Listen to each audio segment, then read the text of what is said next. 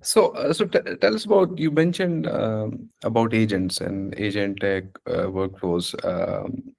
So, yeah, just elaborate those. How do they work, and what's the premise Yeah. behind this? So on the scale of kind of automation, I actually like Zapier's framework here. They start with basically individuals writing prompts, then they get into like workflow automation, then they get into agentic workflows, and then finally agents are kind of like the final boss.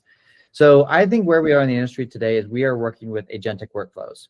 It's actually more rare to have full-blown agents that are doing meaningful work. There's a lot of hype around AI SDRs, for example. There's a lot of hype around potentially these types of agents that might like join sales calls and answer technical questions. In my view, we are not seeing those things work in a super real way as of yet, but I think we will. I think we will potentially get there.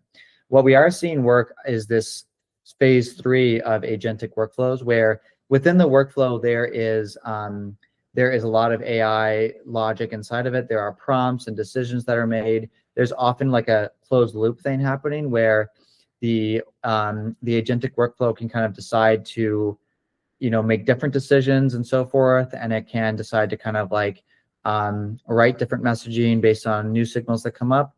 But the workflow is grounded in actual like if then else statements. It's grounded in like data from Clay's third-party marketplace versus data that's scraped off the web, and it's kind of grounded in these like real things.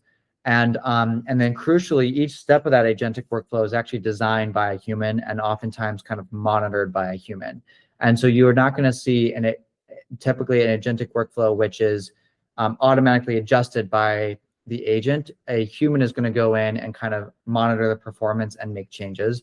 That's different than stage 4, which is a full-on agent, which is able to kind of modify itself over time and just kind of exist out there in the world. And so I think agentic workflows are the thing for the next, you know, certainly through 2026.